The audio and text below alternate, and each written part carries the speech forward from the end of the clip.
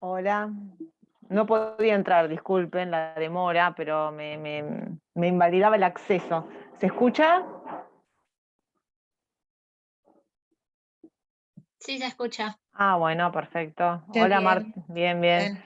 Hola Martina, ¿cómo estás? Tengo para contestarte el mensaje, pero después te mando por privado las observaciones respecto del documento, pero bueno, Bueno, antes de empezar nada, por ahí hablar un poquito sobre el tema de hoy.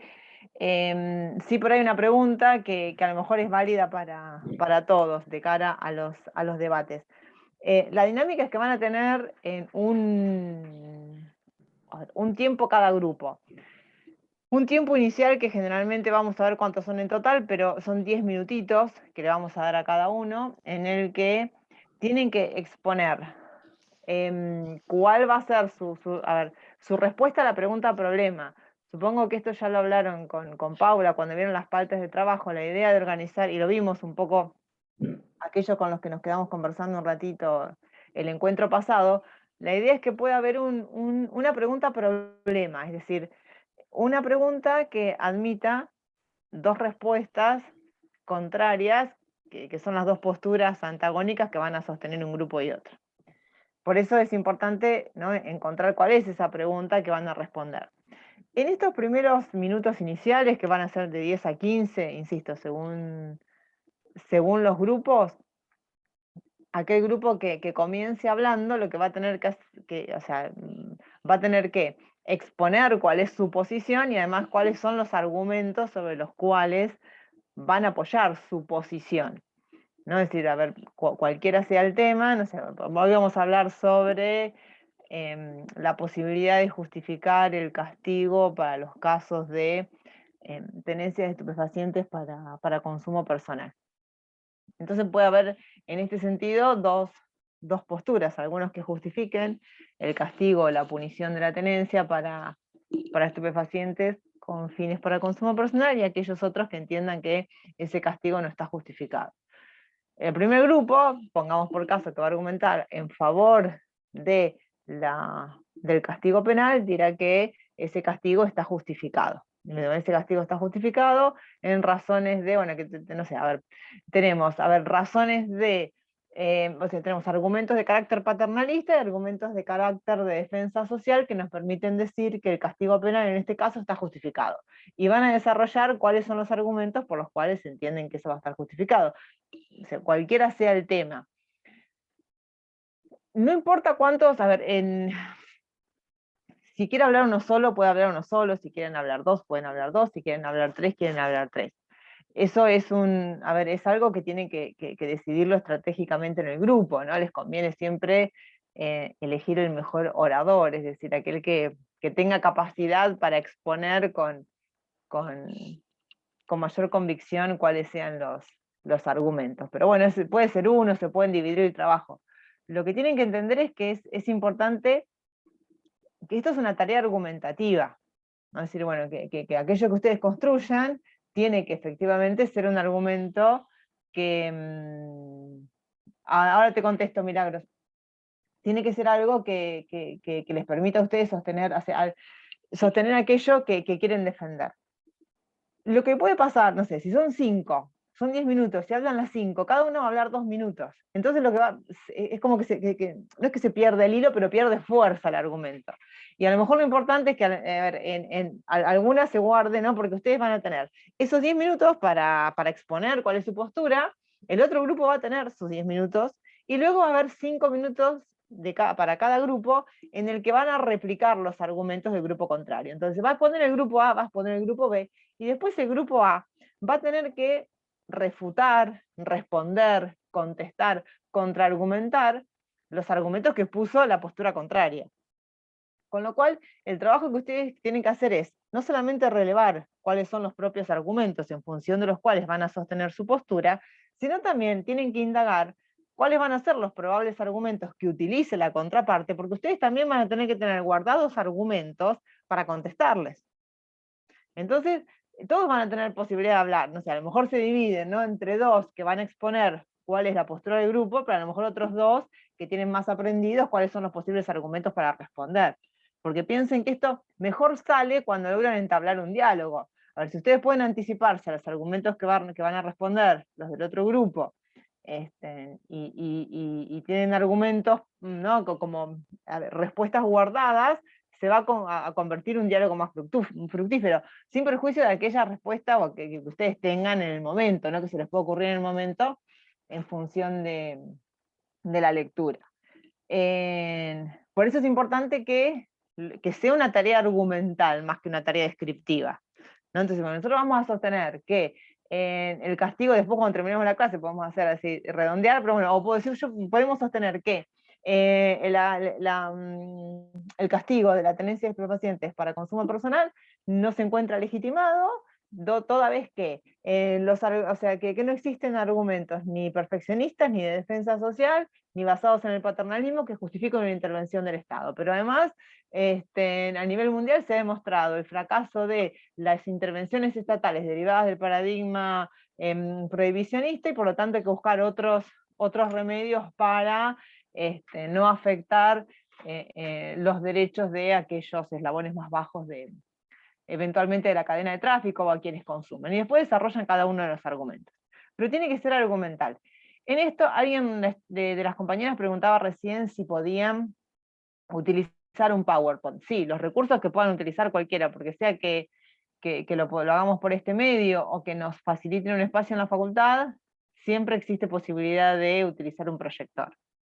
Y también la idea de utilizar un proyector tiene que ver con que sea algo que refuerce los argumentos y cuánto van a utilizar, porque si deciden, una cosa son imágenes, o sea, y pueden utilizar el proyector para pasar un PowerPoint, para utilizar cualquier otro recurso pedagógico, pueden usar videos, pueden usar imágenes, a lo mejor el Power lo único que tiene son imágenes que acompañan la exposición, a lo mejor pueden utilizar el PowerPoint para, no sé, para mostrar un gráfico de datos, de porcentaje, pero bueno, tengan en cuenta que la tarea es una tarea argumentativa, ¿no? Y que, por ejemplo, los datos o las estadísticas sirven en la medida en que esas estadísticas formen parte del argumento que van a exponer. Entonces, a ver, todos los esfuerzos que ustedes hagan, desde la recolección del material hasta el material de apoyo, sea audiovisual, sean filminas, sea texto, lo que fuera, tiene que ser material que a ustedes les sirva para apoyar aquello que van a sostener. Así que bueno, en eso tienen libertad. Después, lo que me estaba pasando, y esto lo digo porque no sé si todos al menos los que están unidos acá, todos tienen grupo, pero acá, por ejemplo, en el caso de Martina, es un grupo, el grupo de ella, quieren discutir respecto de la posibilidad de legitimar la pena, de justificar, ¿no? Por ahí éticamente, sería, no sé, la implantación de la pena de muerte. Habría que verlo si hay que hacerlo en este contexto, porque por ahí habría que afinar un poquito la pregunta, si es que la pena de muerte se puede reinstalar en nuestro sistema normativo, o si la pena de muerte es una pena que se justifica a nivel general de las teorías del castigo, por ahí afinar un poquitito para saber si, porque por ahí faltaría un puente con las teorías de la justificación del castigo, pero les estaría faltando el grupo contrincante, es decir, aquel grupo que defiende la postura contraria. Así que si hay alguien de los que está participando en la reunión de hoy que no tiene grupo, o hay algún grupo que todavía no eligió tema, que se comuniquen conmigo y las pongo en contacto con el otro grupo, ¿no? Para que ellas no queden solas o eventualmente no haya que dividir el grupo. No sé si hay alguna duda más respecto de la preparación del trabajo. Si la llegaran a tener, no importa, la van poniendo en el chat y la vamos conversando ahora antes de... Yo tengo una duda, profe. Sí. O sea, en el momento podemos llevar material de apoyo, pero obviamente no se puede leer o no. Sí, no es que no se pueda ver, que no se pueda leer. Leerse se puede leer, pero por ahí a veces la lectura, a ver, sí sirve material de apoyo, pueden tener sus apuntes. El problema es, bueno, que la lectura, no devalúe por ahí la calidad de lo que están diciendo. Es importante que puedan hablar algo, no decir, bueno, que no lean, sí que tengan, no sé, a ver, obviamente se pueden llevar en notas o apuntes o la estructura argumental, pero bueno, piénsenlo más como un diálogo, como una tarea de exposición. Pero bueno, Bien. pueden tener sus notas de apoyo. Y después de que cada uno de los dos grupos presente su posición, o sea, son 10 minutos un grupo, 10 minutos el otro, después, ¿qué pasaría? O sea, ¿cómo seguiría el mecanismo del El debate? primer grupo que expuso, luego de que expone el otro grupo, tiene que responder los argumentos del otro grupo. Viene el espacio que se llama un espacio de réplicas, ¿no? Replicar es contestar, donde el grupo A tiene que contestar, ¿no?, los argumentos que el grupo B expuso en favor de su posición y en contra de la del grupo A. No sé, o sea, puede agregar algún argumento adicional, o puede responder, o pueden decir, bueno, la objeción del grupo contrario que tiene que ver con la afectación del principio de, con que no es posible el paternalismo, bueno, resulta errada porque el paternalismo funciona en el caso A, B y C, y acá se dan las condiciones C y D. Es decir, es como una respuesta, reforzar sus argumentos a partir de desbaratar los argumentos que propuso el contrario para fundar su posición. Por eso yo les decía que es importante que se puedan anticipar a los argumentos del otro grupo, para que ustedes puedan tener una respuesta, ¿no? Es decir, de pronto si yo quiero justificar, si yo quiero decir que no justifico o no resulta justificable el castigo de la tenencia de estupefacientes para consumo personal, porque en estos casos no hay daños a terceros, yo sé que tengo que preparar una respuesta para decir, no, sí, efectivamente hay situaciones en las que hay un daño tercero, y estas situaciones claramente el castigo estatal está justificado porque quedan fuera del principio de autonomía, es decir, y bueno, y ahí busco ya una respuesta. Esto tiene que ser un diálogo, y sobre todo piensen que en el ejercicio lo que se evalúa no es el contenido del pensamiento individual de cada una y cada uno de ustedes. Si nosotros no evaluamos qué es aquello que ustedes piensan, el objetivo o sea, lo que se evalúa con este tipo de ejercicios es la capacidad que ustedes tienen para buscar material, para identificar un problema que tenga relevancia en el ámbito de la filosofía, y sobre todo la capacidad que tengan para argumentar. Es decir, acá lo que se va a calificar es la calidad de los argumentos y la calidad del debate, ¿no? Porque si ustedes logran realmente este diálogo, redunda en beneficio de ambos grupos. No es un monólogo cruzado, ¿no? De pronto no es que, o no son exposiciones cruzadas, ¿no? Es decir, acá no, vale más, ¿no?, la posibilidad de entrar en diálogo con el otro grupo, de dar una respuesta a los planteos del otro grupo, que un monólogo brillante por parte de un solo grupo. Es decir, que la preocupación, insisto en esto, tiene que ser doble. Tengo que preocuparme por construir buenos argumentos que me permitan justificar mi posición, pero además tengo que preocuparme en construir buenas respuestas que puedan poner en crisis las posiciones del otro grupo. Pero bueno, esa va a ser la dinámica, sin perjuicio de que, bueno, que después siempre va a haber, o suele haber, un espacio para que intervengan el resto de las compañeras y compañeros. Buenísimo, gracias. Bueno, Pedro, tenías la mano levantada. Está silenciado. Es una consulta. Después, ¿cómo tenemos que entregar la información? Tenemos que tener una... ¿Cómo entregamos No, la simplemente bibliografía? nosotros lo que pedimos generalmente es una hojita con los nombres de cada uno y con la bibliografía, como mínimo nombres de cada integrante del grupo, si estuvieron a ver qué posición asumieron, o sea, el tema, no sé, tenencia de estupefacientes con fines de comercialización, con fines de consumo, postura a favor de la justificación del castigo estatal, integrantes y la bibliografía que utilizaron. Algunos si tienen ganas de puntear, pero puntear solamente los argumentos, pero si no, con una hojita que tenga el tema, la bibliografía y los integrantes, está bien. Sí, la duda la tengo con la bibliografía. Si se entrega de manera presencial, ¿cómo puedo, por ejemplo, poner una nota periodística. Se cita la Sí. nota periodística y pones el título, si tenés para que ¿Título me de la fijo. nota? No, si tenés el título de la nota, va el título de la nota, para que debo tener acá las normas APA, y el título después le puedo pasar, sino el material gráfico, páginas web.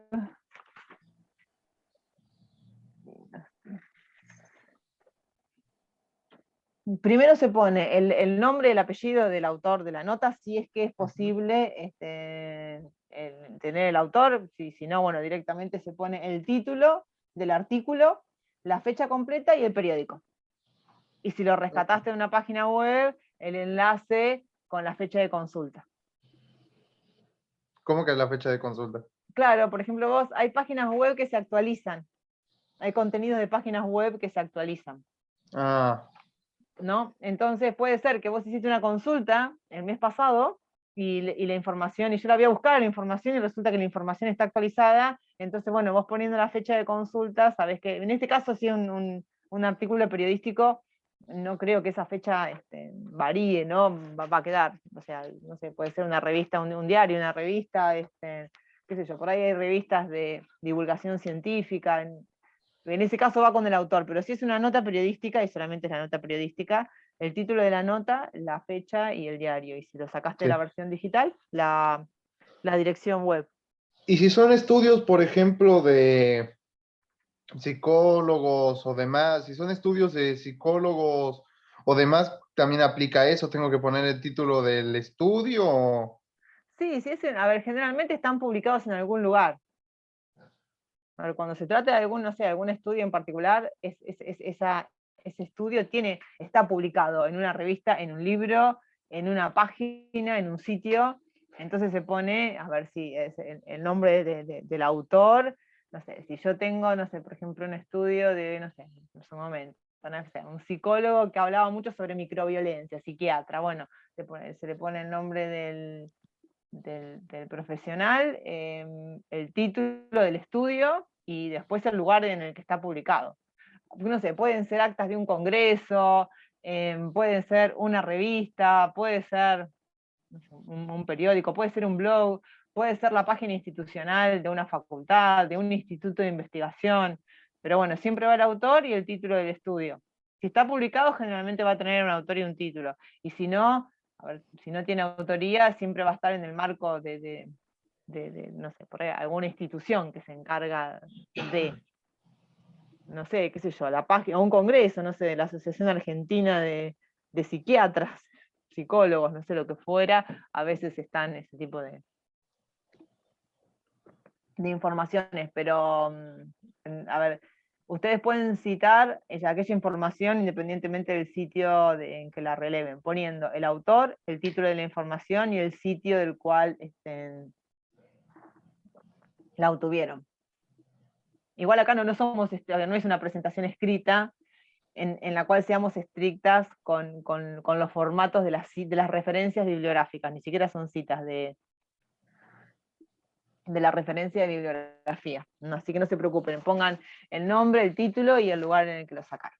Ok, se entrega presencialmente. Sí, En si físico. no, sí, supongo que sí, que nos van a dar un espacio. La idea es que al menos los que comunicaron oficialmente a la facultad fue que todas las evaluaciones se iban a tomar en forma presencial.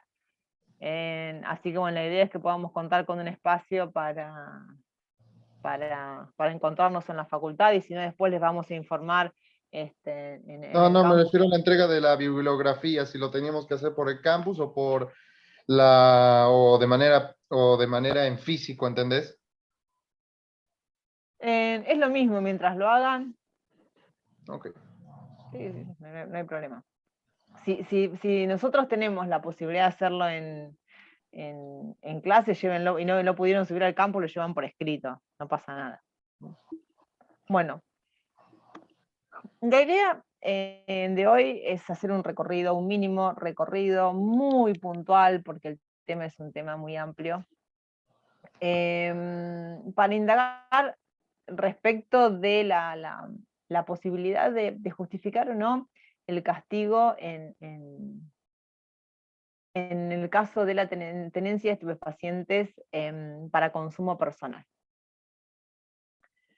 Lo cierto es que la tenencia, esta conducta, la tenencia de estupefacientes para consumo personal, no siempre fue objeto de prohibición en nuestro sistema, ¿no? Recuerden un poco la clase pasada, cuando veíamos un poco la finalidad del castigo, e indagábamos respecto a la definición de delito, y decíamos, bueno, que en realidad, a ver, hay ciertas conductas que el legislador decide que van a ser objeto de castigo estatal, y por lo tanto, en función de ese relevamiento es que hay ciertas conductas que quedan tipificadas como tales. Y lo cierto es que en el Código Penal de 1921, nuestro Código Penal originario, no se había legislado sobre la materia, es decir, no, la tenencia de estupefacientes o el tema de estupefacientes no era un problema que adquiriera la relevancia, las connotaciones o las características que tuvo luego, ¿no? De hecho, insisto, la conducta, el tener estupefacientes para consumo personal, no era considerado delito, ¿no? Es decir, el único artículo que legislaba cuestiones referidas al material estupefaciente es el que se conoce como suministro infiel de medicamentos, ¿no? Es decir, aquel que suministraba, ¿no? Sustancias, ni siquiera se hablaba de sustancias estupefacientes, ¿no? Porque hablaba un poco de narcóticos alcaloides, fueron las primeras denominaciones que aparecieron en la legislatura penal, porque acá también hay que tener otro dato en cuenta, y es que, a ver, cuando hablamos de estupefacientes, hablamos de estupefacientes, a ver, ilegalizados, ¿no? De aquellas sustancias que se incluyen en una lista a partir de la cual ingresan al universo de lo prohibido, ¿no? Pero no, más allá de que lo hagan porque tienen ciertos efectos ciertos efectos físicos, en realidad hay una decisión de carácter institucional que dice qué sustancias, ¿no?, entran dentro del circuito ilegal y cuáles son las que, bajo ciertas condiciones, efectivamente pueden ser objeto de un montón de conductas que son de carácter lícito. En realidad es recién la primera ley, o la primera norma, ¿no? La primera vez que se introducen o se incorporan los términos narcóticos y alcaloides a nuestra legislación penal es en el año 1924, ¿no? Donde se considera o se comienza a considerar delito la introducción clandestina, ¿no? Es la venta, ¿no?, de narcóticos y alcaloides que realizaban aquellas personas que, estando autorizados a realizarlos, lo hicieran sin receta médica, ¿no? O sin la prescripción médica, o cuando lo hicieran en dosis mayores a las indicadas. Esto fue en el año 1924, ¿no? Y 2 años después, la ley 11.331, que es del año 1926, agregó una nueva figura que tenía sí que ver acá con la tenencia ilegítima, ¿no?, de narcóticos y alcaloides. Y es acá donde de alguna manera se convirtió en delito la mera tenencia de este tipo de materiales por personas que no estuviesen autorizados a hacerlo. Luego se planteó, ¿no?, inmediatamente, o sea, ni bien se incorpora a nuestra legislación la idea de que la mera tenencia de cierto tipo de materiales pudiera ser constituido de delito, plantea la necesidad, ¿no?, ¿qué pasaba cuando esa tenencia era para uso personal? Y esto dio lugar, ¿no?, a algunos fallos plenarios de los años 30 de la Cámara de Apelaciones en lo criminal y correccional de Capital Federal, donde resolvió, ¿no?, que con votos divididos, obviamente, que el consumo personal no podía admitirse como excusa por parte de quien poseía ese tipo de sustancias, ¿no? Y que el consumo personal no constituía una razón legítima de su tenencia. Esto fue en los años 30, en los años 60, hubo, ¿no?, otros plenarios que ratificaron en ese sentido esta postura, ¿no?, de que el hecho de que esos materiales fueran para consumo personal no constituía una razón legítima para su tenencia, por lo tanto, la conducta era considerada delito. Aun cuando no estuviera legislada así, con esa precisión, en el Código Penal, ¿no? Hubo un proyecto en el año 1942 que solo reprimía, ¿no?, la tenencia de sustancias estupefacientes, que estuviera dirigida o que tuviera como propósito, ¿no?, o destino el comercio o el suministro a un tercero. Hubo un proyecto, ¿no?, de 1960 que excluyó directamente el castigo, ¿no?, la tenencia para consumo personal. Y en el año 1968 la ley 17.567 deroga esta reforma del año 1926 y modificó el artículo 204 del Código Penal, ¿no?, que decía que castigaba al que sin estar autorizado tuviese en su poder en cantidades, ¿no?, que tuviese en su poder estupefacientes en cantidades que excedieran la que correspondían a un uso personal de sustancias estupefacientes.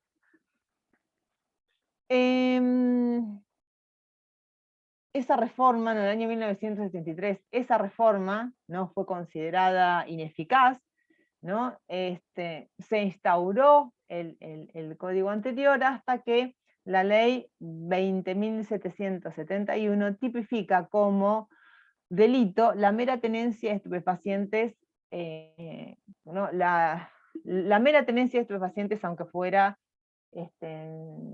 para consumo personal, ¿no? Y esta ley, ¿no?, que es la ley 20.771, ahora después vamos a volver, fue la que dio lugar, ¿no?, a dos precedentes importantes en materia de pronunciamientos de la Corte de Nación, que son los precedentes Basterrica, ni Capalvo, ¿no?, donde primero Basterrica y después Capalvo y Montalvo, donde la Corte primero consideró que no era legítimo el castigo de estupefacientes para consumo personal, y luego esos otros dos fallos donde la Corte vuelve sobre sus propios pasos, y termina entendiendo que resulta constitucional el castigo de la tenencia para uso personal.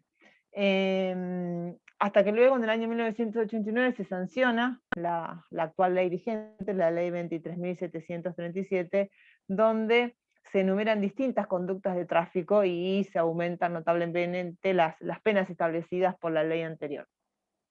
La ley 23.737, que es la ley vigente, discrimina, ¿no?, entre la tenencia simple, o sea, la tenencia ilegítima de estupefacientes, pero la tenencia simple, y la tenencia para consumo personal, ¿no?, una figura en la que se baja la pena. El artículo 14 de la ley 23.737 establece una pena de prisión de 1 a 6 años y multa para el que tuviere en su poder estupefacientes, y reduce la pena, ¿no?, de 1 mes a 2 años de prisión cuando, por la escasa cantidad y las demás circunstancias, surgiera inequívocamente que el material estupefaciente está destinado al consumo personal.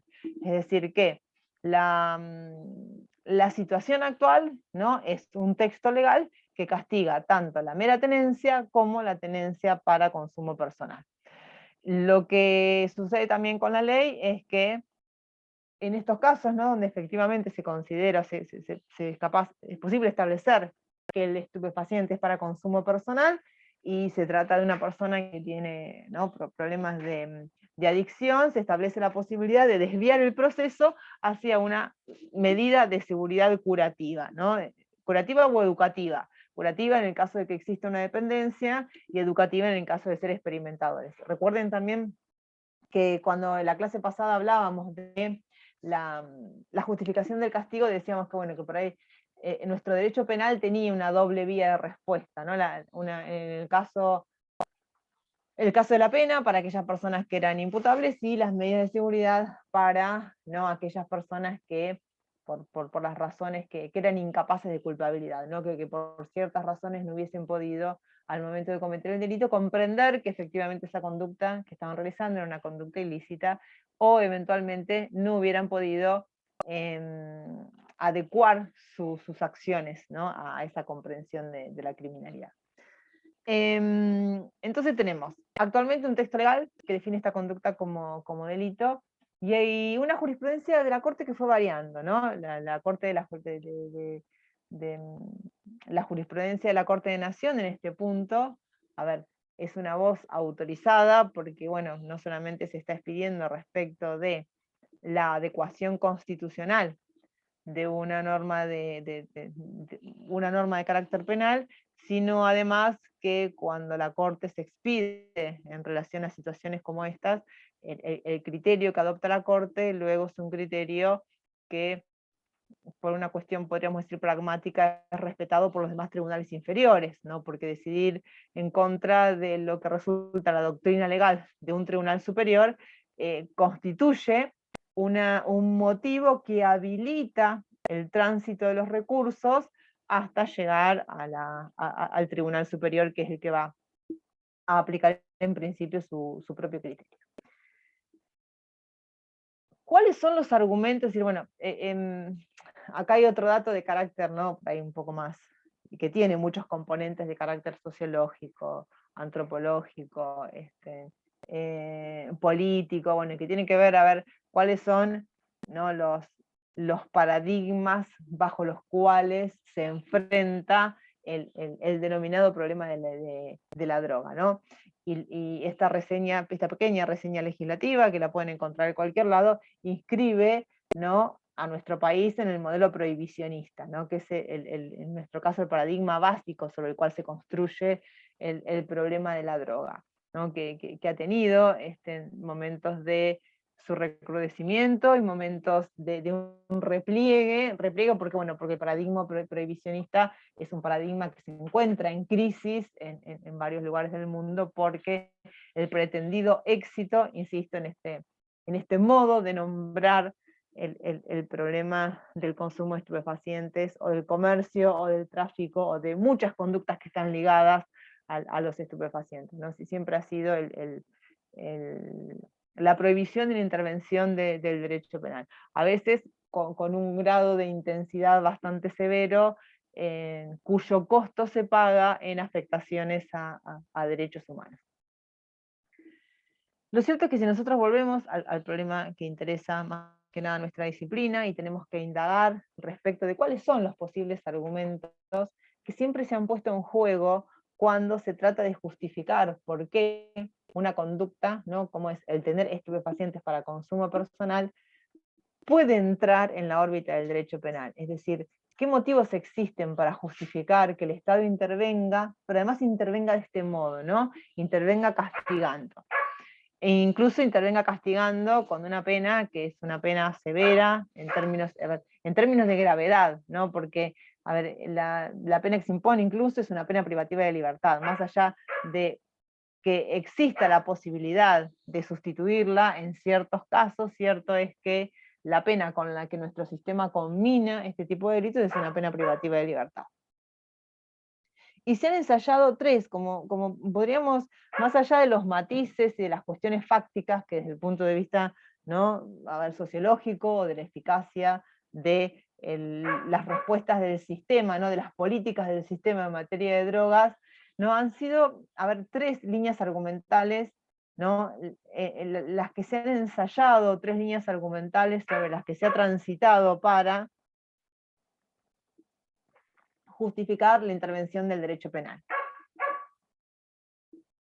La primera línea argumental que se utiliza, a ver, es el argumento perfeccionista, que también habíamos anticipado algo en la clase anterior, ¿no? El argumento perfeccionista sostiene que la mera autodegradación moral que el consumo de drogas implica constituye, ¿no?, independientemente de toda consideración acerca de cuáles sean los daños físicos, psíquicos, individuales y sociales que esa conducta pueda generar, el solo hecho de que el consumo, insisto, constituya, ¿no?, un auto de autodegradación moral, constituye una razón suficiente para que el derecho interfiera con ese consumo, ¿no?, induciendo a los hombres a adoptar modelos de conducta digna. Es decir, en este caso, claramente, ¿no?, a ver, es como que el argumento se divide en dos partes, ¿no? Considerar que el consumo de drogas implica un acto de degradación moral, es decir, hay un juicio de valor moral respecto al consumo de estas sustancias, y que el mero hecho de que se trate, ¿no?, de una conducta que conduce a la autodegradación moral de la gente constituye una razón para que el Estado interfiera. Esto presupone, ¿no?, de alguna manera, autorizar al Estado, o pensar que el Estado está autorizado para imponer, ¿no? Modelos o ideales de virtud. A ver, es muy difícil, ¿no? A ver, que el argumento perfeccionista aparezca expuesto de manera explícita, ¿no? A ver, es cierto, el perfeccionismo es como que tiene algunas razones en su apoyo, ¿no? Es decir, bueno, de hecho, hay muchas personas que podrían sostener al interior de una teoría metaética que la sola inmoralidad de un acto justifica, ¿no? O que la sola inmoralidad de un acto, mejor dicho, es una razón suficiente para justificar su castigo. Es decir, esto desde algunos, no sé, a lo mejor desde alguna teoría deontológica, sería una teoría metaética de carácter deontológico, sería posible justificar, pero lo cierto es que raras, o sea, son muy pocas veces en las que este argumento aparece explícito. Sin embargo, subyace o se encuentra implícito en muchas otras consideraciones, argumentos o decisiones respecto de la valoración moral de quien consume, ¿no? Estupefacientes, o de quién tiene estupefacientes para consumo personal. Acá, a ver, hablamos de tenencia para consumo, pero en realidad la tenencia para consumo es un acto previo casi al consumo o inescindible del consumo personal, por lo cual podríamos hablar indistintamente de cualquiera de esas dos conductas. Y como les decía, si bien no es un argumento que aparezca explícito, sí el hecho de considerar, ¿no? al consumo de estupefacientes como un acto inmoral aparece, como les decía, en otro tipo de argumentos, ¿no? De pronto si uno se pone a analizar, no sé, por ejemplo, resoluciones judiciales que tienen que ver con la posibilidad de otorgar un arresto domiciliario a alguien que consume estupefacientes, el consumo de estupefacientes no aparece a veces como una razón que obtura la posibilidad de una libertad.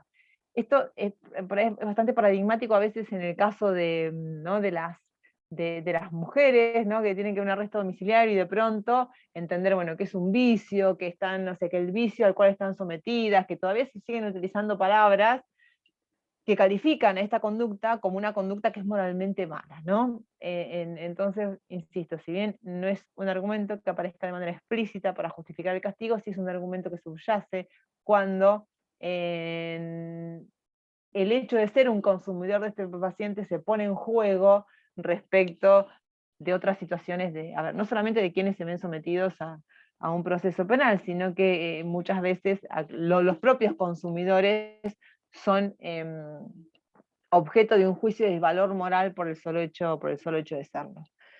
Lo que sucede con este tipo de argumentos, al menos al interior de nuestro sistema, ¿no? Es que los defensores de una concepción liberal de la sociedad, liberal en sentido, ¿no? de una concepción de la sociedad que sea respetuosa del principio de autonomía, es decir, de la posibilidad que tiene cada individuo de decidir cuáles son sus planes de vida, negará, o sea, cualquiera que tenga una concepción, insisto, respetuosa del principio de autonomía, va a negar que constituya un objetivo legítimo del sistema jurídico promover vidas moralmente virtuosas, ¿no? Es decir, la idea de que el Estado pueda ser el promotor de un ideal de virtud está en pugna con las libertades personales que tiene cada ciudadana, cada ciudadano de poder elegir y desarrollar sus propios planes de vida sin la interferencia de otra gente y sin la interferencia de los órganos estatales, ¿no? Es decir, que se produce esta pugna entre, a ver, quienes puedan sostener un esquema perfeccionista y aquellos que sean los defensores del principio de autonomía. Sin embargo, en este caso, hay que todavía buscar, ¿no? como una vuelta de tuerca para presentar la posición de manera consistente, ¿no? Porque, bueno, ¿qué pasa? Es decir, va a haber quienes entiendan que, a ver, es posible defender cualquier plan de vida y aquellos que entiendan que hay ciertos actos que por su carácter inmoral, ¿no? merecen ser actos que estén bajo la órbita del castigo. Y esto nos obliga a hacer una distinción, que es una distinción importante en este sentido, importante porque no solo la retoma la Corte en Basterrica, cuando declara la inconstitucionalidad de este tipo de delitos, pero bajo el régimen de la ley anterior, sino que además lo toma la Corte en el año 2009, en el fallo Arriola, cuando nuevamente vuelve a declarar la invalidez constitucional del actual artículo 14, segunda parte, que castiga la tenencia de estupefacientes para consumo personal. Y esta distinción que es importante realizar, o que es necesario realizar para entender cuáles son las objeciones de los defensores del principio de autonomía frente a los que sostienen el argumento paternalista, tiene que ver por una distinción entre dos dimensiones de cualquier sistema moral, ¿no? Una dimensión que está constituida por las reglas morales que se refieren a nuestro comportamiento hacia los terceros, que vamos a llamar moral intersubjetiva, y otra dimensión de la moral que está constituida por las pautas morales que definen modelos de virtud personal. Y estas pautas morales, ¿no?, permiten juzgar a las acciones, permiten juzgar una acción por los efectos que esa acción tenga con relación al mismo agente, ¿no?, que es lo que llamamos moral autorreferente, ¿no? Es decir, que dentro, ¿no?, del mundo de los sistemas morales, del mundo de reglas morales, podemos distinguir claramente ciertos actos, ¿no?, que tienen efectos con relación a terceros. Si hay actos que son de carácter, obviamente que tienen un marcado carácter moral, o que pueden ser objeto de una valoración moral, que interfieren con terceros o que afectan a terceros, esos actos pertenecen a la moral intersubjetiva. Mientras que aquellos actos, ¿no?, que solamente tienen consecuencias, a ver, que solamente tienen consecuencias morales respecto de quien los practica, ¿no?, esos actos quedan incluidos, quedan abarcados por lo que nosotros llamamos moral autorreferente. Y en realidad, ¿no?, estos actos que conforman la moral autorreferente son los actos que conforman, ¿no?, este principio de autonomía. Cuando los defensores, ¿no?, de un punto de vista liberal en este sentido, no estamos hablando liberal en materia ética, ¿no?, defienden el principio de autonomía, y el principio de autonomía sostiene que cada individuo, ¿no?, puede elegir sus propios ideales de virtud, puede elegir sus propios planes de vida, tiene que ver con la elección de este tipo de actos, ¿no? Es decir, que incluso pueden ser mal vistos o mal juzgados, pero que solamente tienen, insisto, consecuencias para quien los practica. De modo tal que cuando se sostiene que hay cierto marco autónomo que queda fuera de la mirada del Estado, ese es este marco autónomo que tiene que ver con aquellas acciones que integran nuestro plan de vida, pero además que pertenecen a este ámbito de la moral, ¿no?, al ámbito de la moral autorreferente. Y esta es la distinción, ¿no?, de alguna manera, que se pone en juego cuando se interpreta el artículo 19 de la Constitución Nacional, ¿no? El alcance de la moral pública, que está definido por el propio artículo 19 de la Constitución Nacional, presupone que las acciones, ¿no?, de pronto, cuando el artículo 19 de la Constitución Nacional nos habla de acciones que afectan, ¿no?, la moral, estas acciones que afectan la moral son acciones coextensivas, ¿no?, a las acciones que perjudican a terceros. Es decir, cuando nosotros tenemos que hacer una lectura del artículo 19, la tenemos que hacer en este sentido, ¿no? Esta moral a la que alude nuestro artículo constitucional tiene que ver con las acciones de la moral intersubjetiva, ¿no? La moral pública a la que alude el artículo 19 de la Constitución Nacional es la moral intersubjetiva. A ver, una acción que se cometa en la más absoluta intimidad puede ser nociva para terceros. Y una acción autodegradante ejecutada en público puede ser inocua para terceros. Es decir, cuando hablamos de autonomía, ¿no?, cuando hablamos del principio de autonomía o del principio de reserva, ¿no?, que está regulado en el artículo 19 de la Constitución Nacional y que de alguna manera ha constituido la clave para entender la posibilidad de castigar o no este tipo de acciones, no tiene que ver con la intimidad o la publicidad referida, ¿no?, al espacio de privacidad o al espacio público, sino que tiene que ver con estas dos dimensiones de la moral, de manera tal que puede haber conductas realizadas en privado que tengan una proyección para terceros, es decir, que incorporen o que queden incluidas dentro de la moral intersubjetiva y por lo tanto puedan ser objeto de interferencia estatal, pero puede haber otras acciones que se realicen en público, pero que resulten inocuas para terceros, en cuyo caso este tipo de acciones, más allá, insisto, del ámbito en el que son realizadas, son conductas que quedan exentas de la mirada estatal, ¿no? Entonces, cuando se descalifica el argumento perfeccionista, ¿no? Para calificar la tenencia de estupefacientes para consumo personal, en realidad se lo descalifica desde este lugar, ¿no? Es decir, desde el lugar en que se entiende que el Estado no puede intervenir en estas conductas, insisto, que conforman nuestros propios planes de vida, nuestra propia moral autorreferente. El segundo grupo de argumentos que se utiliza para justificar la posibilidad de un castigo en este tipo de situaciones tiene que ver, ¿no?, con el argumento paternalista, ¿no?, que entiende que es legítimo que el orden jurídico busque desalentar por intermedio del castigo el consumo de estupefacientes para proteger a los consumidores potenciales contra los daños físicos y psíquicos que se autogenerarían si efectivamente se convierten en adictos.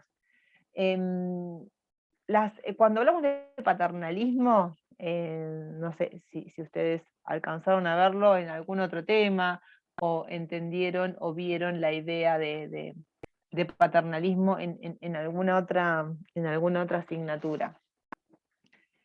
Cuando hablamos de medidas paternalistas, estamos hablando de un grupo de medidas o de políticas de Estado, ¿no?, que tienen por objeto, ¿no?, evitar que las personas realicen acciones que podían resultar autoperjudiciales, ¿no? Es decir, hay siempre una serie son una serie de medidas que se imponen, ¿no?, en resguardo de los derechos del propio individuo que va a ser objeto de la medida. A ver, hay grandes discusiones filosóficas acerca de bajo qué condiciones justificar una medida paternalista. No se piensen, a ver, por ejemplo, el uso de cinturones de seguridad, y que incluso el paternalismo dice que hay ciertas medidas que además, a ver, que se justifica la imposición de ciertas medidas recurriendo incluso al castigo de carácter jurídico, porque se entiende que esas medidas son beneficiosas para los destinatarios de las medidas, pero que los destinatarios de esas medidas no son capaces de asumirla voluntariamente. A ver, ejemplos de medidas de carácter paternalista. La educación primaria obligatoria, ¿no? El hecho de decir, bueno, a ver, se impone cierta conducta como obligatoria porque se entiende que esa conducta va a resultar beneficiosa, ¿no?, para el destinatario de esa conducta.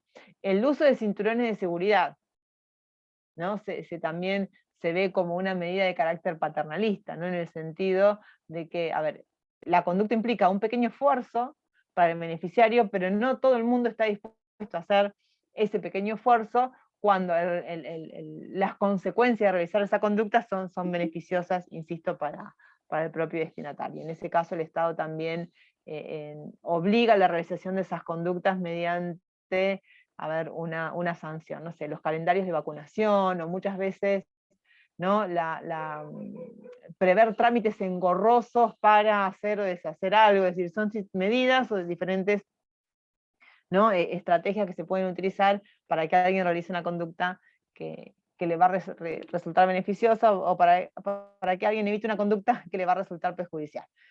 Entonces, bueno, en algunos casos es posible justificar este tipo de medidas. Para el argumento paternalista, el objetivo que se persigue, ¿no?, con el castigo de la tenencia de estupefacientes para consumo personal sería la protección de potenciales, ¿no?, adictos, o de potenciales personas que adquieran adicción, ¿no?, a proteger a estas personas contra los daños físicos y el sufrimiento psíquico que padecerían si aceptaran el hábito, ¿no? Como les decía recién, una ley paternalista es una ley que se dirige a proteger los intereses de cierta gente contra la voluntad de los mismos titulares de esos intereses. Acá hay otro implícito que también es interesante por ahí indagar, pero bueno, al menos por fuera de lo que a nosotros nos incumbe, y es que, a ver, la mayoría de estas sustancias que aparecen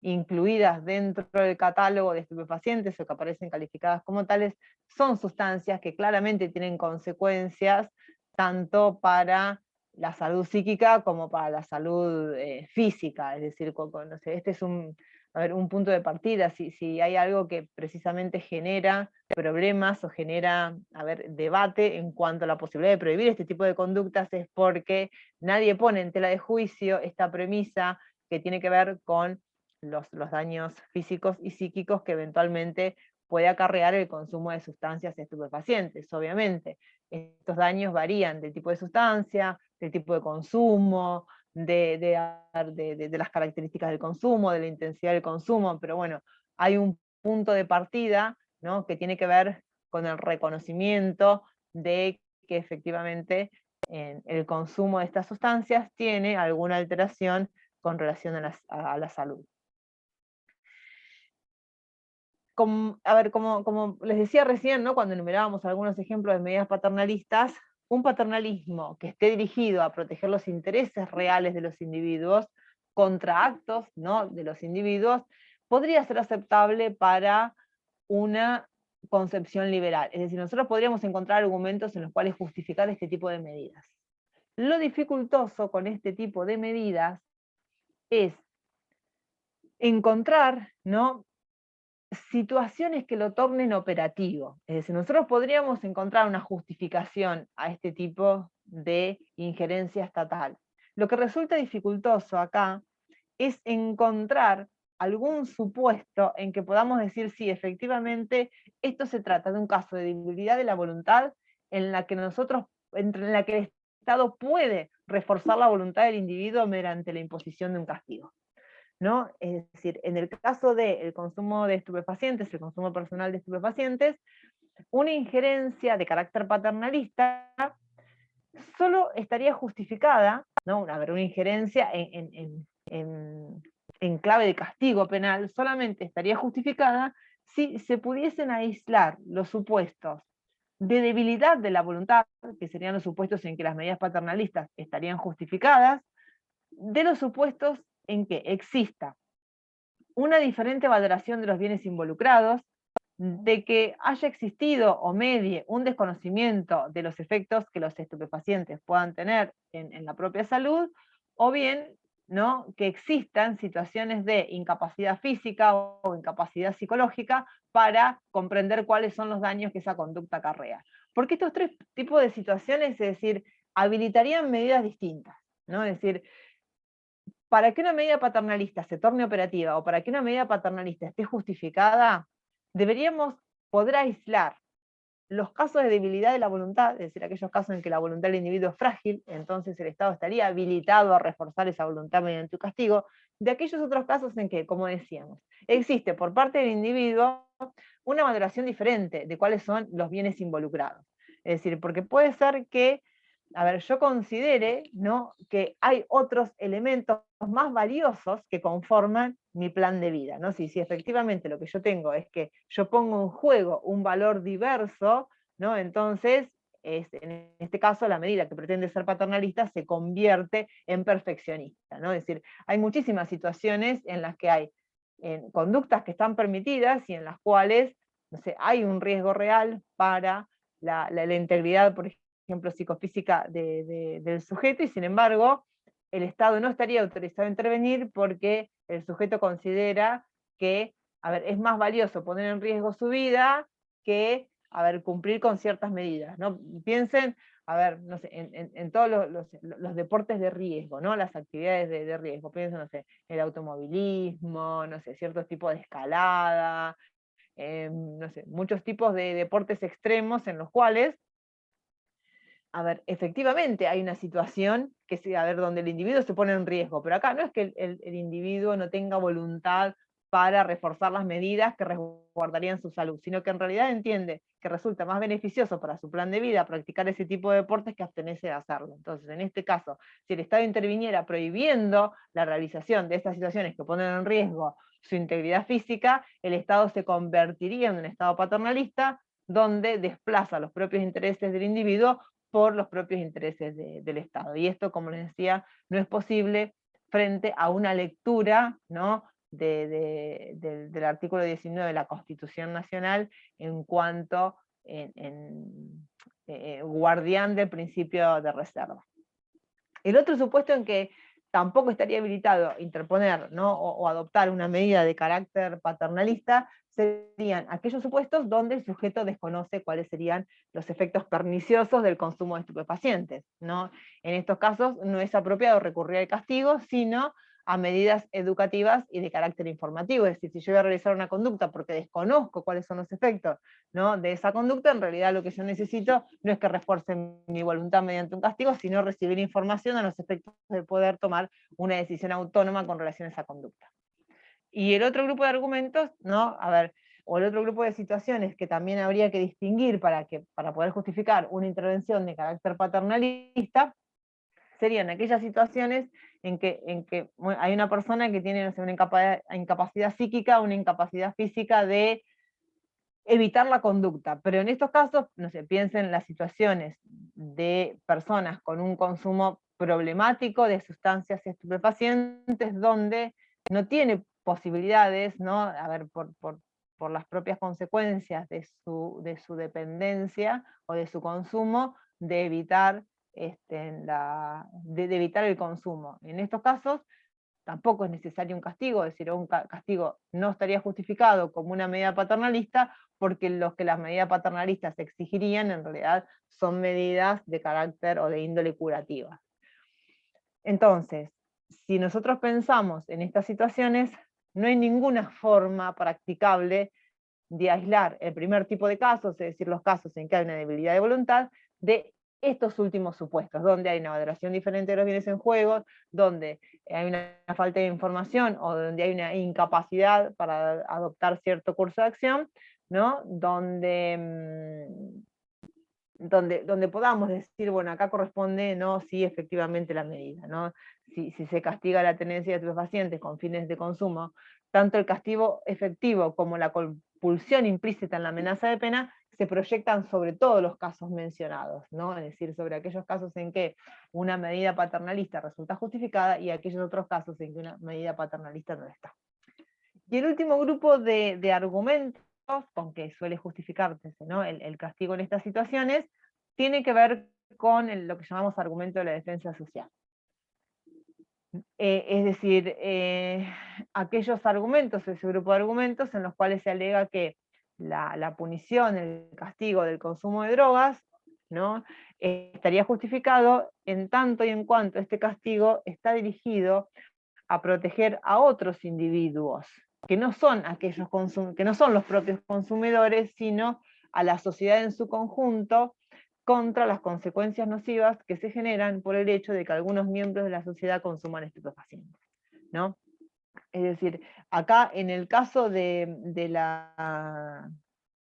lo que se denomina argumento de la defensa social, ¿no?, entran claramente a juzgar, o entra claramente a jugar este principio, ¿no?, o estos aspectos que nosotros recién mencionábamos como aspectos de la moral intersubjetiva, ¿no? Porque acá claramente en este grupo de argumentos lo que se alega es que el castigo se justifica porque la conducta de aquel que consume se proyecta sobre terceros o sobre la sociedad en su conjunto, ¿no? En realidad, este es el argumento mayormente utilizado, ¿no?, que deposita o carga todo su peso en las consecuencias nocivas que para el conjunto de la sociedad acarrea la tenencia o el consumo de estupefacientes. Entonces, en este caso se autoriza, ¿no?, el castigo, o sea, se alega que este consumo trasciende los límites de libertad que está consagrada en el artículo 19 para afectar derechos de terceros. Es decir, estaríamos frente a acciones que ofenden la moral pública y no un mero ideal de excelencia personal. No es decir, bueno, acabo de moral pública o de salud pública. Piensen que cuando esta conducta si ustedes hacen un recorrido de lectura por la ley de estupefacientes, las conductas que tienen que ver con el consumo, el tráfico, el suministro, es decir, todas aquellas el transporte, todas aquellas conductas que tienen que ver con el consumo y el consumo, la tenencia y el tráfico de estupefacientes no están legisladas en el Código Penal para aquellos que no cursaron Penal 2, sino que hay una ley especial, ¿no? Cuando yo les hablaba de la ley 23737, en realidad estaba haciendo referencia a este cuerpo legislativo, ¿no?, que obviamente es una ley del Congreso, pero que regula por fuera del Código Penal todas aquellas conductas que tienen que ver con el tráfico con conductas vinculadas, entre paréntesis, a los estupefacientes. Y obviamente acá no estamos hablando o no estamos poniendo en juego la necesidad de castigar todas aquellas conductas que tienen que ver con el tráfico en general, ¿no? Porque además el tráfico de estupefacientes generalmente va unido, ¿no? No sé, al tráfico de armas, a otro tipo de acciones respecto de cuyo castigo nadie duda, respecto de cuyo castigo no hay problemas en torno a su legitimación, sino que el problema se presenta o sigue presentándose, ¿no? Cuando aquellas medidas de carácter punitivo que están justificadas para castigar lo que serían, ¿no?, los eslabones más altos de la cadena de tráfico, proyectan sus efectos desmedidamente sobre los eslabones más bajos, o en este caso, sobre los consumidores que no forman parte de la cadena de tráfico, sino como, ¿no?, como quienes representan la demanda, ¿no? Es decir, bueno, esto suele ser un argumento basado también en razones cuando hablamos de defensa social lo hacemos en este sentido, ¿no? De argumentos que involucran el daño que esas conductas traen para terceros en particular o para terceros en general, ¿no? Y una de las estrategias de la punición del consumidor tenía que ver con la eliminación de la demanda, ¿no? Entonces, perdón, la eliminación de sí, la eliminación de la demanda, ¿no? Se piensa que, bueno, si se elimina la demanda, también va a decaer la oferta, y la demanda está representada en este caso por quienes consumen. Obviamente esto recorta la situación, ¿no? Porque bueno, hay quienes pueden operar, ¿no?, los pequeños consumidores, en esta idea de la figura del trafiadicto, ¿no?, que, para sustentar su propio consumo también se constituye, insisto, en un vendedor. Pero siempre estamos hablando, ¿no?, cuando nos pensamos en la justificación del castigo, en la cadena en los eslabones. Sí, Pedro, está bien, no hay problema. Sí, consultá por el grupo o por el celular, yo lo dejé el otro día. A ver, cuando hablamos de los eslabones más bajos de la cadena de tráfico. Y que este es un dato no menor, porque nosotros ahora estamos pensando sobre la posibilidad de justificar el castigo respecto de los consumidores, pero hay otro debate, hay varios debates que tienen que ver con los daños y con la ineficacia del prohibicionismo en materia de drogas, ¿no? Y bueno, y uno tiene que ver por ejemplo, el impacto diferencial que esto trae en jóvenes y en mujeres, cómo impacta de manera diferencial, pero sobre todo lo que ahora también se está cuestionando, se pone en juego, es la desproporcionalidad del castigo para los últimos eslabones de la cadena de tráfico, porque no hay una diferenciación, ¿no?, entre unos y otros, y un análisis más sociológico de aquellas personas que efectivamente están detenidas por este delito, y sobre todo aquellas que están detenidas en el ámbito de la provincia de Buenos Aires, luego de la llamada ley de desfederalización, en realidad terminan no solamente siendo objeto de una pena, que es una pena alta, porque el mínimo comienza en 4 años de prisión, por lo tanto no permite una condena de ejecución condicional, sino además porque todos aquellos delitos que tienen que ver con el tráfico de estupefacientes, y de manera indiferenciada, ¿no?, han quedado incluidos dentro de aquellas listas que en las últimas reformas de la ley de ejecución penal quedan excluidas de la posibilidad de obtener algún egreso anticipado en el objeto de la pena, ¿no? Es decir, que la discusión no solamente gira hoy en torno, y ahora les voy a decir por qué, respecto de esta figura, ¿no?, que castiga la tenencia para consumo personal, sino también algunas otras figuras de tráfico, cuando esas figuras de tráfico alcanzan a los eslabones menores en esta cadena. Pero bueno, volviendo al último grupo de argumentos, que es importante tenerlo en cuenta, porque además quizás son los argumentos que más paradigmáticamente se utilizaron y se siguen invocando para justificar el castigo de la tenencia de estupefacientes para consumo, tenía que ver con esta, ¿no?, con la existencia de daños a terceros, ¿no? A ver, que se entiende que en aquellos casos en que efectivamente hay un consumo de carácter personal, esa conducta tiene proyecciones para todo el entramado social.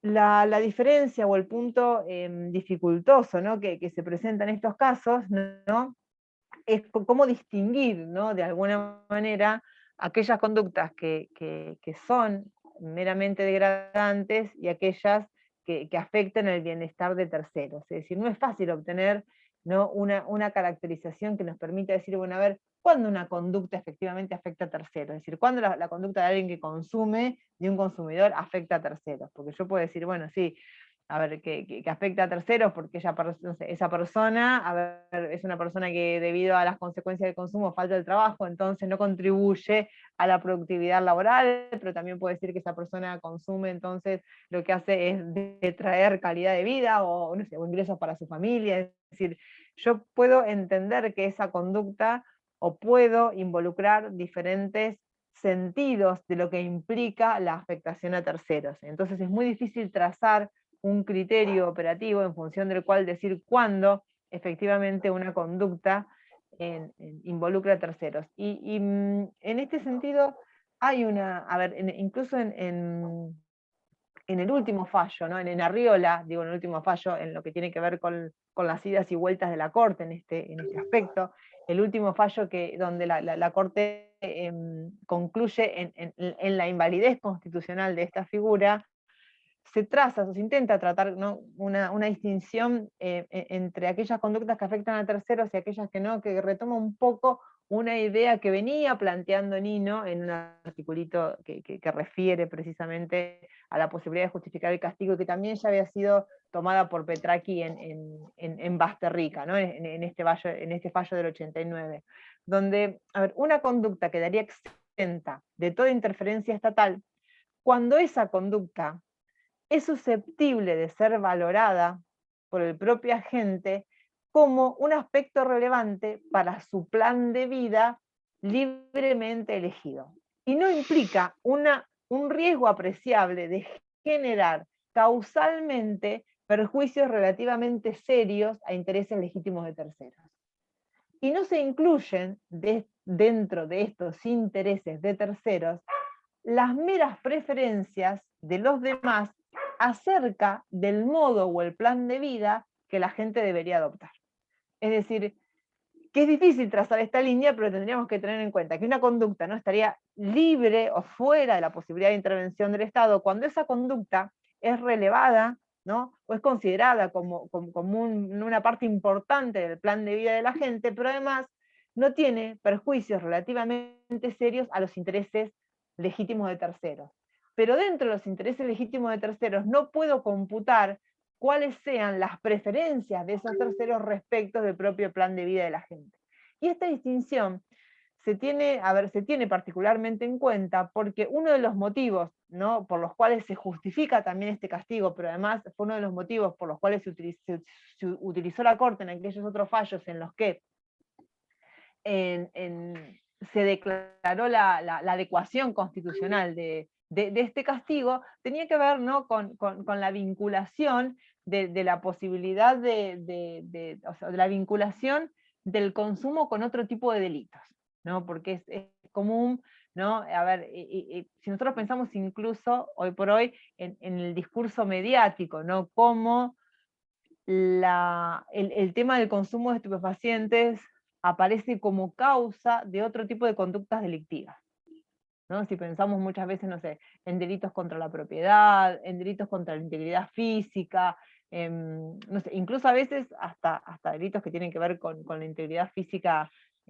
cometidos en contextos de violencia de género, ¿no? Una de las primeras observaciones tienen que ver con la condición de adicto con el que lo hace, ¿no? O donde el delito se atribuye causalmente al consumo de estupefacientes, ¿no? Más allá de que bueno, que de pronto, a ver, una mera asociación ocasional no siempre es una asociación causal, es decir, de que ambos fenómenos puedan aparecer asociados o aparezcan de manera concomitante, no significa que uno sea causa del otro, es decir, no es posible afirmar en términos, a ver, científicos que efectivamente, no sé, el consumo de estupefacientes sea la causa de otro tipo de conductas, ¿no? Sino que además no es necesario, ¿no? Hay un principio básico de política criminal que impide extender el castigo a acciones que pueden estar vinculadas a una conducta ilícita, pero que no la integra, o que sean acciones anteriores, ¿no? O que sean acciones independientes, porque de pronto,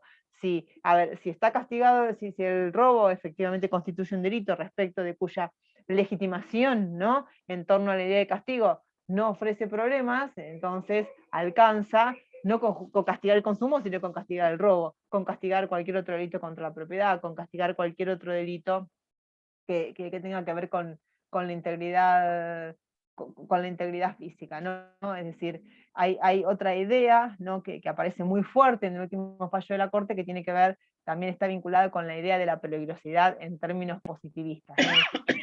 Que no es posible para nuestro sistema, de manera abstracta, castigar a un individuo por considerar que puede ser peligroso, ¿no? Esto, la Corte, a ver, no solamente de alguna manera, ya lo venía entendiendo Basterrica, ¿no? Que el peligro tiene que ser un peligro real respecto de bienes jurídicos o derechos de terceros, sino además claramente se ve, y esto también lo trae la Corte en Arriola, cuando la Corte declara la inconstitucionalidad de la reclusión accesoria por tiempo indeterminado como condena en el último delito. Hay un fallo que lo van a ver seguro cuando lleguen a penal parte general, que se llama Gramajo, que declara la inconstitucionalidad de un artículo del Código Penal que establecía la posibilidad, ¿no? de imponerle a una persona una pena por tiempo indeterminado como accesoria a la última condena cuando había sido castigado por cierta cantidad de delitos que lo hubiesen convertido en reincidente, ¿no? Si tenían penas menores de 2 años se requerían 5 condenas, y si eran penas mayores 4, ¿no? Entonces, en esas situaciones, el Código Penal permite, sigue estando vigente, que se le imponga una pena por tiempo indeterminado, ¿no? Como accesoria a la última condena. Y cierto es que la Corte en este fallo Gramajo declara la inconstitucionalidad, pero hace un análisis muy interesante relativo a la idea de peligrosidad, ¿no? Cómo esta idea, este juicio acerca de la peligrosidad de una persona no puede realizarse, ¿no? Involucrando aspectos de su propia personalidad. Y bueno, hace una crítica fuerte a la categoría de peligrosidad, que la traen nuevamente en Arriola, precisamente para marcar esta diferencia entre, entre esta asociación entre un hecho y otro, y la necesidad, ¿no? De que la política criminal, cuando define delitos como delitos corte, o sea, muy exhaustiva en la cadena causal para identificar cuáles son aquellas conductas que efectivamente puedan quedar no alcanzadas por el castigo y cuáles no, ¿no? Y estos son, de alguna manera, insisto, aquellos argumentos que terminaron de alguna manera justificando aquellas decisiones de la Corte, ¿no? Tanto, por ejemplo, Colavini, que fue el primer fallo, como les decía, en el año 76, que fue un fallo durante la dictadura militar, la Corte falló a favor de la constitucionalidad de la penalización de la tenencia de estupefacientes para consumo personal. Y los argumentos más fuertes, bueno, además de que sí subyacen, ¿no? En esa argumentación algunos argumentos que tienen que ver con esta idea perfeccionista que asocian el consumo, ¿no? al vicio o a una degradación moral del sujeto, la justificación tenía que ver con que este castigo resultaba necesario como parte de esta política destinada a evitar el tráfico a gran escala, ¿no? Es decir, esta idea, ¿no? de suprimir la demanda para suprimir la oferta. Este criterio, bueno, Basterrica, que hizo, ¿no? que fue el siguiente fallo, que declaró la inconstitucionalidad, tenía un anclaje muy fuerte en el fracaso, ¿no? de todas esas políticas de droga anteriores que tenían que ver con el castigo de los consumidores y una defensa del ámbito de reserva o del ámbito de autonomía personal. La Corte vuelve en el 1990, ¿no? En los fallos en Montalvo y Capalvo, que retoma la doctrina Colavini, y como les decía, en el 2009 la Corte, con una composición mucho más actual, se pronuncia nuevamente en favor de la inconstitucionalidad de la segunda parte del artículo 14 de la ley 23737. Y lo hace retomando muchos de los argumentos de Basterrica, pero sobre todo haciendo mucho hincapié en el fracaso de todos aquellos argumentos que habían justificado el castigo, por lo tanto la adecuación constitucional en las otras dos instancias anteriores, ¿no? Y también hace hincapié la Corte en el cambio de mirada, ¿no? que se opera luego de la incorporación al derecho interno de los tratados de derecho internacional de los derechos humanos, ¿no? Con una apuesta muy fuerte al principio de autonomía, al principio de dignidad, a desechar la idea de peligrosidad, y algo más iba a decir, desechar la idea sí, desechar la idea de peligrosidad. De todas maneras, a ver, y con una crítica bastante fuerte al prohibicionismo en materia de drogas como paradigma a partir del cual se construyen las respuestas públicas como respuesta al denominado, ¿no? problema de la droga. Y el debate en realidad es un debate que todavía sigue siendo de alguna manera vigente, ¿no? Porque ya han pasado, a ver, más de 10 años, casi 13 años, estamos para el año número 13, después del fallo de Arriola, y sin embargo, a ver, el Código Penal, o sea, el Código Penal, el artículo 14 de la ley 23737 sigue siendo una norma vigente, es decir, que hoy por hoy esta conducta sigue siendo una conducta que aparece prohibida en el Código Penal, no es que se haya, no es que se haya destipificado, y esto la Corte lo aclara, ¿no? Dice, bueno, no estamos legalizando la tenencia de estupefacientes para consumo, sino declarando la inconstitucionalidad de esta norma para el caso concreto, cuando, y acá sí la Corte vuelve a insistir, esta conducta se realiza en condiciones tales que no es capaz de afectar los intereses de terceros. Es decir, si bien el pronunciamiento de la Corte declara la invalidez constitucional del castigo de esta conducta, lo hace para situaciones muy concretas. Recordemos que nosotros tenemos un control de constitucionalidad difuso, y que si bien el presidente de la Corte constituye un precedente importante en orden a que los tribunales inferiores replican este tipo de decisiones, ¿no? Las repiten, las respetan, cierto es que si no se dan las condiciones que establece la Corte, la norma sigue siendo una norma vigente y la conducta sigue constituyendo delito, de manera tal que pueda haber situaciones en que la tenencia de estupefacientes para consumo personal siga siendo delito, siga siendo una norma vigente. Y esto trae otro tipo de problemas, que hago el comentario, y con esto ya vamos cerrando por el tema de la hora, que tienen que ver con el resto de las políticas que se instauran, ¿no? Para afrontar el problema.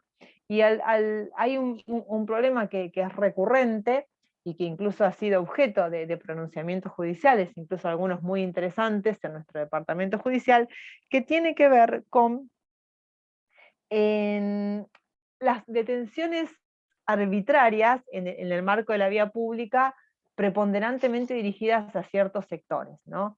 En el año 2020, el doctor Tapia, un juez de garantías de acá de nuestro departamento judicial, hizo lugar a un habeas corpus de carácter colectivo que había presentado la agrupación marplatense de canabicultores, donde hacía un análisis muy exhaustivo, ¿no? Una audiencia en la que participaron varios actores estatales, incluso representantes del Ministerio Público Fiscal, que habían determinado o establecido protocolos de actuación para las fuerzas de seguridad, pero ahí se constató, ¿no? el elevado número de detenciones por parte de la policía en la vía pública de jóvenes, ¿no? que tenían, o sea, una cantidad, o sea, estupefaciente que por las cantidades era inequívoca que era para consumo personal. Esto derivaba en un porcentaje muy alto de detenciones. De manera tal que, no sé, a ver, había, o sea, muchísimas, por ejemplo, en el año 2019, casi el 40% de las causas iniciadas en la provincia de Buenos Aires fueron por tenencia para consumo personal. Es decir, es un porcentaje alto si tenemos en cuenta que hay un pronunciamiento de la Corte que entiende que bajo ciertas condiciones esta conducta no es delito. A ver, lo interesante de este habeas corpus de carácter preventivo y de carácter colectivo fue que, a ver, se hizo lugar en su momento, el juez de garantías hizo lugar al habeas corpus y dispuso una serie de medidas que tendían a establecer un protocolo de intervención, ¿no? y evitar efectivamente las detenciones arbitrarias en este tipo de sentidos. Este fallo luego fue revocado por la Cámara de acá de Mar del Plata, pero bueno, finalmente a fines del año pasado el Tribunal de Casación de la provincia dejó sin efecto la resolución de la Cámara y restableció los efectos de la resolución de la habeas corpus que hablaba de la necesidad de establecer protocolos para evitar este tipo de arbitrariedades policiales. Entonces digo, bueno, el tema sigue siendo un tema que, a pesar de que tiene una respuesta jurisdiccional en cuanto a los severos problemas de adecuación constitucional que presenta el castigo a este tipo de conductas, sin embargo sigue siendo una norma del Código Penal que está vigente y que sigue habilitando, ¿no?, el ejercicio de, al menos, poder punitivo en lo que respecta a al menos la policiación de el territorio, ¿no? Es decir, en cuanto permite, aún sin llegar al castigo, la existencia de un hostigamiento de carácter policial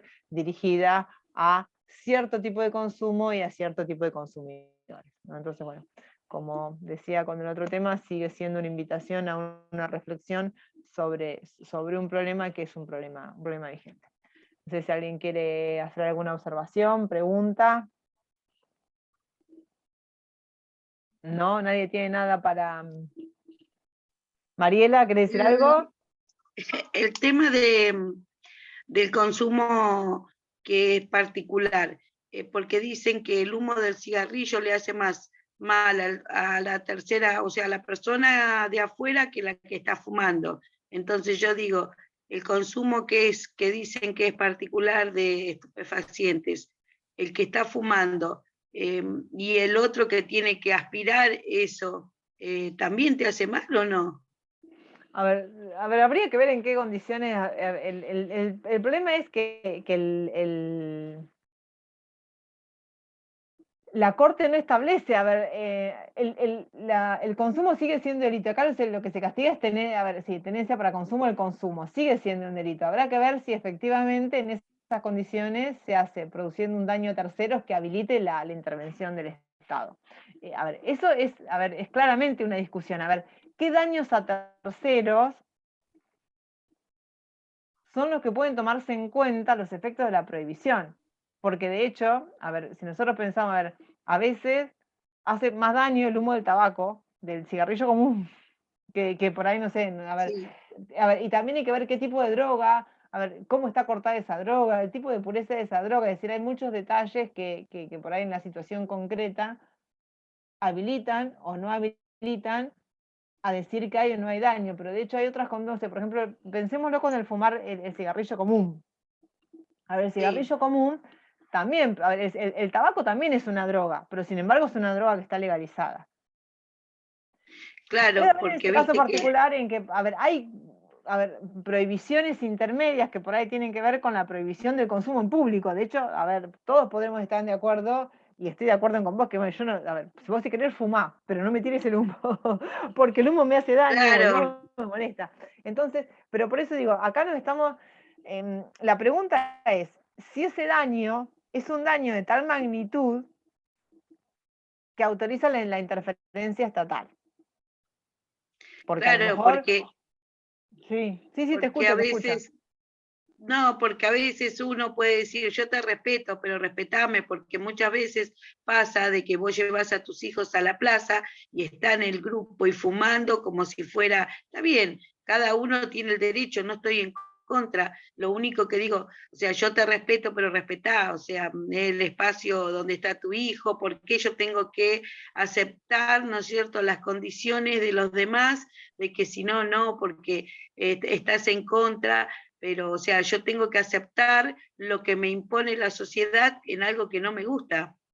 A ver, igual acá hay que hacer a ver, varias diferencias de matices, que son todas válidas, porque, primero, ¿no? Es un argumento válido que hay ciertas conductas bueno, que no es bueno que se realicen en público, que se realicen en tercero, ¿no? Frente a terceros o frente a menores, ¿no? De hecho, uno tranquilamente podría, prohibir que esos actos se realicen en público.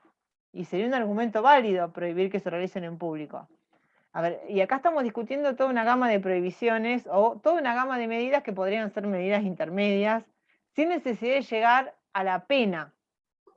A ver, acá la primera discusión es, ¿esta medida produce una afectación tan grande que justifica la intervención del castigo penal, o podría ser, ¿no? O podríamos interferir en otro tipo de castigo? Esto pensando, a ver, en cierto consumo que se realice en público. Esto ni siquiera Arriola lo justifica, porque cuando los jueces de la Corte de Nación en Arriola dicen que esta conducta es contraria a lo que dice la Constitución Nacional, lo que está diciendo es, a ver, el consumo practicado o realizado en circunstancias tales que no afecten, ¿no?, derechos o intereses de terceros. Entonces, bueno, a ver, si uno lo dice en términos de preferencia, cuidado, porque mi preferencia no es un derecho, es una preferencia.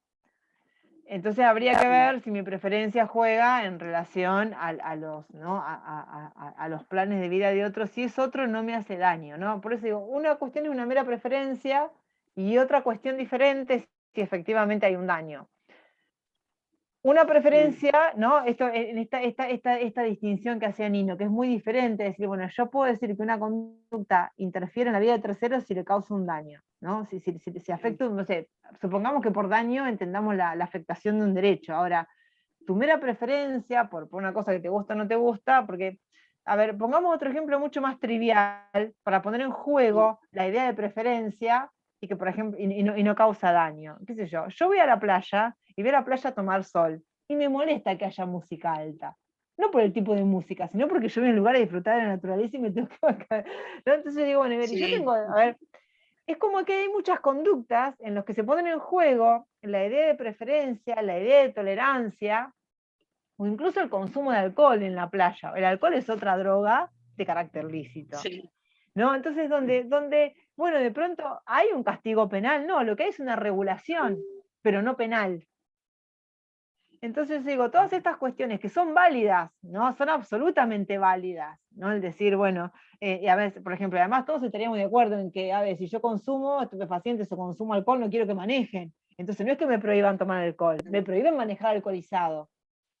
Me prohíben, qué sé yo, no sé, hacer ciertas conductas, o está bien que si en un espacio cerrado a mí no se prohíba fumar, porque bueno, sí, la verdad que fumar, o sea, inhalar no solamente el tabaco, ¿no?, sino además la cantidad de ingredientes químicos que tiene un cigarrillo legal, bueno, a mí me produce, a ver, no solamente me produce problemas a la salud, sino que además tiene que ver con una preferencia de que yo quiero sentarme a comer y quiero sentir el olor a comida y no sentir el olor a tabaco. Pero fíjense que en todas estas situaciones, donde también están afectadas mis preferencias, hay una regulación legal, hay una prohibición, pero no hay un castigo de carácter penal. Entonces, en estas situaciones, precisamente son problemáticas porque se ponen en tensión los bordes, ¿no? Donde jugamos con situaciones en las cuales realmente puede haber, por eso esta insistencia de los jueces, de decir, bueno, en casos en que no, a ver, en las concretas circunstancias en que no se ocasione un daño tercero, y el consumo en público, o el consumo en un lugar, no en público, por ahí el consumo en un lugar público, el consumo en un lugar donde hay menores, pueden constituir razones suficientes para que se mantenga la prohibición o para que se mantengan otro tipo de medidas estatales que tengan que ver con la evitación de esas conductas, sin necesidad de llegar a la cárcel como única instancia de solución del problema, sin que se articulen otro tipo de respuestas, ¿no? Entonces, bueno, me parece que todas las observaciones que traes, Mariela, son interesantísimas y muy pertinentes como para poner en evidencia la cantidad de matices que se pueden jugar y ponerlo en comparación con otras conductas que causan tanto mal daño, que causan tanto más afectación, y sin embargo, también terminamos, ¿no?, como bueno, tolerándolas. Pero bueno, es simplemente una invitación a reflexionar, pero bueno, sobre todo pensar que hoy por hoy sigue siendo una conducta que sigue siendo delito. Lo que nosotros nos preguntamos en este caso es, a ver, este castigo, a ver, en ciertas condiciones, ¿se justifica o no se justifica? ¿Se necesitan otro tipo de medidas? Que es lo que un poco discute la Corte cuando dice, bueno, si esto no perjudica a nadie y corresponde a un ámbito de la intimidad y están hechos en condiciones que no afectan a nadie, bueno, el castigo estatal parece no estar justificado, el castigo penal sobre todo.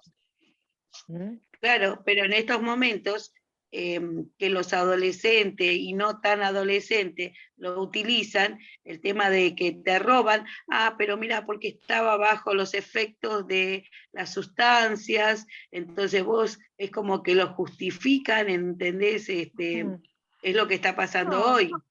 A ver, es muy difícil, a ver, si efectivamente, a ver, a lo mejor esto forma parte de un discurso que no se compadece con lo que realmente pasa en un expediente judicial. Puede ser que alguien lo alegue como excusa, pero realmente alguien a ver, salvo que efectivamente el consumo de estupefacientes sea de grado tal que lo haya llevado a una situación de inculpabilidad, no es una causa que excluye la pena. Uno podrá, explicarlo, qué sé yo, pero no lo justifica, y penalmente no lo justifica. A ver, Mira, yo hay acá tengo un chico que debe tener 20 y pico de años, y a los mismos vecinos, y a veces te da cosa de decir, bueno, agarrar y pegarle, ponerle, porque te roba, y después te dice, no, disculpa, porque estaba bajo los efectos, viste, dice, no puedo salir de las drogas, pero bueno, pero viste esa situación, entra, sale, y te robas, viste, y se ampara en eso. No, igual por eso digo que claramente, a ver, el tema es que, bueno, lo que hay que castigar es el robo. Claramente el robo es un delito y claramente está mal. Y a lo mejor lo que hay que pensar son estas, a ver, por eso digo que el problema realmente es un problema severo, ¿no? Severo en el sentido de que hay, a ver, consumos problemáticos, que los hay, a lo mejor consumos problemáticos de difícil resolución, porque a ver, falta, no es que lo diga yo, pero bueno, a ver, si uno lo piensa en relación con el sistema penal, de pronto ni siquiera, no sé, pensemos en esa persona que efectivamente por ahí comete otro delito y termina no sé, con una pena privativa de libertad.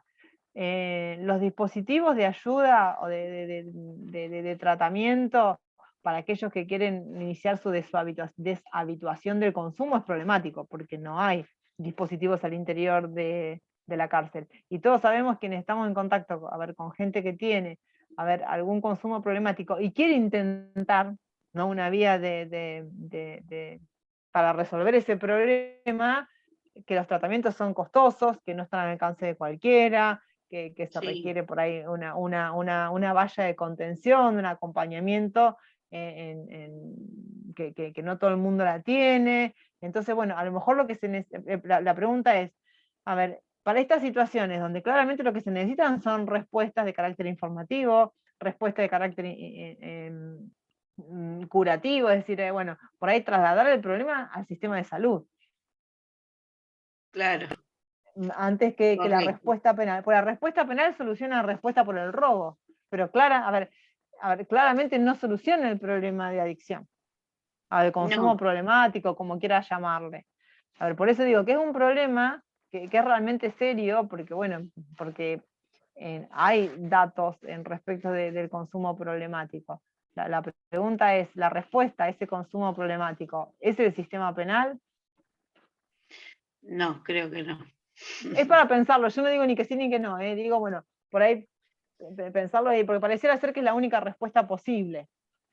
Lo que pasa es que la mayoría de los niños que tienen este problema en este barrio, la familia tiene un trasfondo de familia terrible y no tiene una contención, porque hay uno que me dice, a mí me gustaría ponerle a él, cuando era más chico lo llevaban a Batam, y tenía un centro de recreación y él hacía cosas, viste, taller con madera, todas esas cosas, y después le sacaron la combi, no lo llevaron más, y bueno, entonces yo siempre digo, bueno, mi idea es poner un centro en mi casa de jóvenes y poder ayudar, porque no hay algo que vos digas, viste, quizás tengan un mínimo de recatamiento si lo pones a hacer en algún taller que le gusta o algo que le gusta, pero a veces no llega, ¿no? No, qué sé yo, hay muchos modos de inclusión y acá son absolutamente loables ese tipo de proyectos, ¿no? A mí también se me ocurren un montón, pero bueno,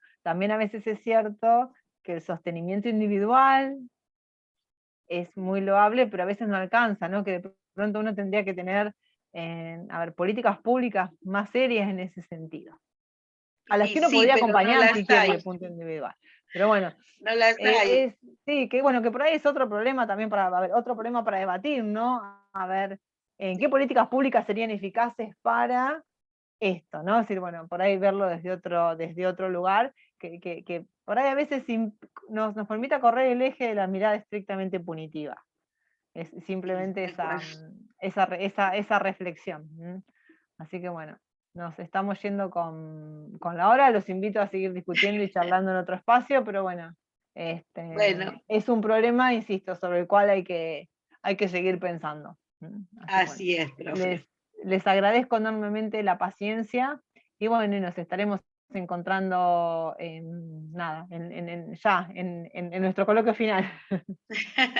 Buen fin de Nos vemos, semana. gracias, buen fin de semana. Disfrute. Ustedes Buen fin de también, semana para todos. para todas. Chau, chau. Chao, profe.